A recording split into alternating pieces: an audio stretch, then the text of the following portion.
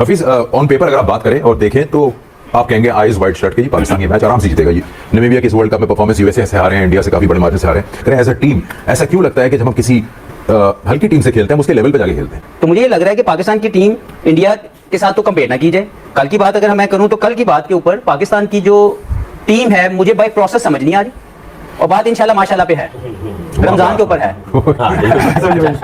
Pakistan versus Namibia, अब तो भाई डर लगता है, सीधी साधी जो बात है ना, डर लगता है। मसला ये है कि इतना डेंट पड़ जाता है भारत की हार के बाद कि वो टीम को खड़े होने में मसला होता है। तो इंडियन बॉलर्स ने एक्सपोज कर दिया हमारे बैट्समैनों को, जो यूं यूं करके खेल रहे हैं, थोड़ा सा बॉल स्विंग, थोड़ा बाउंस होते यूं यूं करके शॉटें खेल रहे हैं।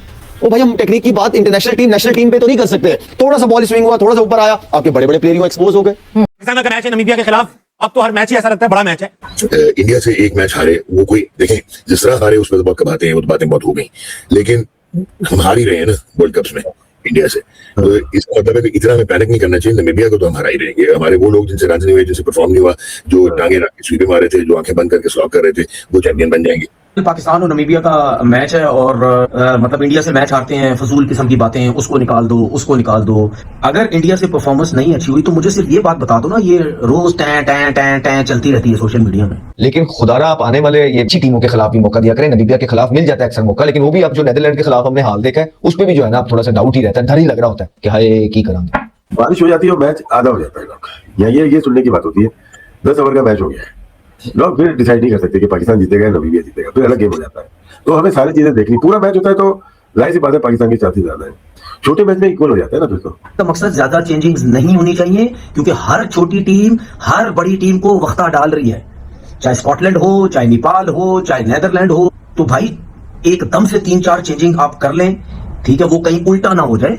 आपको मोहम्मद यूसुफ ने क्या कहा? कि सुनते नहीं है, कि लड़की सुनते नहीं है। आप सोचे कि अगर मोहम्मद यूसुफ के स्टेचर के बंदे की बात नहीं सुनते, ठीक है, तो आपको एक चाहिए, एक डंडा लेके जो खड़ा हुआ हो, ठीक है, करोगे तो खेलोगे, ठीक है। जो वीक एरिया है उसको कवर करो। आप विराट कोहली को नहीं देखा था आपने कि मेरा कट वाला शॉट नहीं लग रहा था, बाकी शॉट मेरे पास पूरे थे, उसके लिए मैंने मेहनत की, उसके लिए वो मसल डेवलप किए, जब जाके वो मैंने शॉट जी। इस तरह ये होते हैं प्रोफेशनल लोग जो वीक एरियाज पे काम करते हैं, ठीक है ना। और इसके लिए आपको एक डंडे वाला बंदा ही चाहिए, अगर नहीं कर रहा तो काम करवाए उनको। फ्लैट पिचेस होंगी, पाकिस्तानी पिचेस होंगी, जहां यूएस साइड से ज्यादा ऊपर बॉल नहीं आएगा, तो वहां तो आप बहुत अच्छे हो। जहां बॉल थोड़ा सा स्विंग, थोड़ा सा हाइट पे है, वहां पे एक्सपोज होना शुरू हो गए। आ जाते हैं दो के, यस आपने विराट कोहली और रोहित शर्मा की बात की, बट द बैटिंग कोचेस जो हमें इंडिया में भी दिखते हैं वो भी फर्स्ट क्लास ही खेले में, जनरली वो इंटरनेशनल नहीं खेले हुए, but even then maybe Virat Kohli और रोहित शर्मा उनकी सुनते होंगे नहीं, वो वहां का सिस्टम इंटरनली वो अगर आए भी है तो वो नीचे लेवल से होते हुए ऊपर आए होंगे, ये भी रिकॉर्ड चेक कर लीजिएगा। एक सिस्टम के थ्रू आए, किसी फ्रेंचाइज के थ्रू नहीं आए। कि पाकिस्तान की जो हार हुई इंडिया के खिलाफ, वो कहते हैं हम डिफरेंट चीजें, ये वो प्लेयर्स हैं जिनको पाकिस्तान पिछले 4-5 साल से खेल रहा है अगेंस्ट इंडिया। तो अभी तक तो आइडिया हो जाता है कि बुमराह क्या करता है, या उनके स्पिनर्स क्या करते हैं, या उनके बैटर्स की स्ट्रेंथ्स और वीकनेसेस क्या है, तो उसको अभी तक एक्सप्लॉइट क्यों नहीं कर पाया पाकिस्तान, या ऐसा नजर क्यों नहीं आया? देखिए, मैं फिर अगेन वो बात कहूँगा कि ठीक है, हम लोग बहुत ही इंडिया ने कन्विंसिंगली मैच जीता है। मैं इन लड़कों को काफ़ी हद तक जानता हूँ, देखा हुआ है, सुना हुआ है, ड्रेसिंग रूम में रहा हूँ, इनके साथ प्रैक्टिस की हुई है। मैं समझता हूँ इनके अंदर पोटेंशियल जो है वो उस पोटेंशियल को जस्टिफाई नहीं कर पा रहे, ये अपने पोटेंशियल पे नहीं खेल पा रहे। मेरे दिल के अंदर फिर ये आ रहा था कि हम जा रहे हैं आगे सेमीफाइनल के अंदर भी।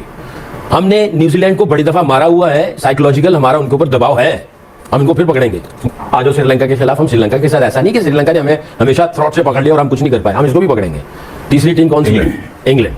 और इंग्लैंड के जो हालात चल रहे हैं, जिस तरह क्रिकेट वो खेल रहे हैं, हम इंग्लैंड को भी पकड़ सकते हैं, वो भी गिरते बढ़ते इधर आए।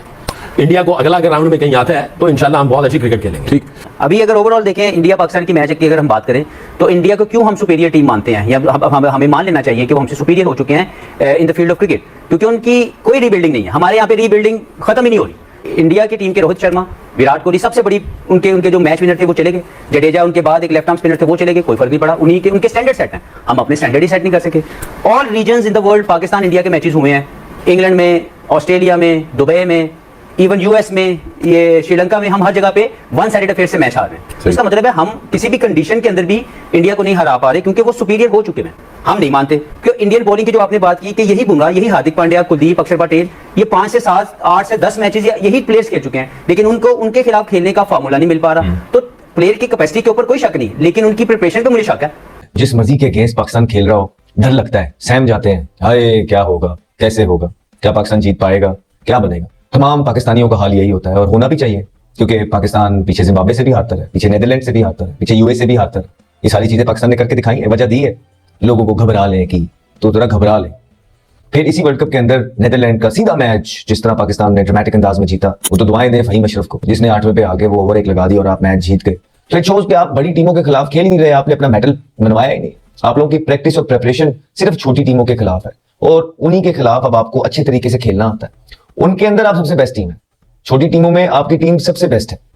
लेकिन ये मैचेस बड़े इंपॉर्टेंट हैं, ठीक है। जो हो गया, भारत ने जो आपकी कुट लगाई है, जो हमें शर्मिंदा किया है, जो पूरे पाकिस्तान का सर आपने नीचा करवाया है ग्राउंड के अंदर, और जो आप ये चौथा मैच हार गए 3-4 महीने के लिए अंदर, इसको छोड़ दें, इसको दफा करें। ये बेइज्जती जलालत हम सह लेंगे, हमें अब आदत हो गई। जय हिंद दोस्तों, भारत से मिली करारी हार के बाद पाकिस्तान में हड़कंप मचा हुआ है। पाकिस्तानी मीडिया से लेकर मोहम्मद हफीज तक रिएक्शन साफ बता रही है कि अब भरोसा कम और डर ज्यादा। हालात ऐसे है कि लोग जीत की रणनीति कम और दुआ ज्यादा कर रहे हैं। अब पाकिस्तान का अगला मुकाबला नामीबिया से है और यह मैच उनके लिए किसी फाइनल से कम नहीं है। सुपर 8 की राह बिल्कुल आसान नहीं रही। अगर पाकिस्तान जीतता है तो 6 अंकों के साथ अगले दौर में पहुंच जाएगा, लेकिन अगर नामीबिया ने उलटफेर कर दिया तो सीधा टूर्नामेंट से बाहर। दिलचस्प बात यह है कि नामीबिया पहले ही रेस से बाहर हो चुका है, यानी उसके पास खोने के लिए कुछ नहीं है, और यही बात पाकिस्तान के लिए खतरे की घंटी बन गई है। ग्रुप ए में भारत पहले ही टॉपर पहुंच चुका है और उसकी जगह पूरी तरह पक्की है। वहीं पाकिस्तान अब तीसरे नंबर पर खिसक गया है और यूएसए उससे आगे निकल चुका है। अब सबकी नजरें नामीबिया वाले मैच पर टिकी है। यह मुकाबला सिर्फ एक मैच नहीं बल्कि पाकिस्तान के लिए वर्चुअल नॉकआउट है। जीत गए तो कहानी जिंदा, हार गए तो सफर खत्म। देखना दिलचस्प होगा, क्या पाकिस्तान दबाव झेल पाएगा या नामीबिया इतिहास रच देगा।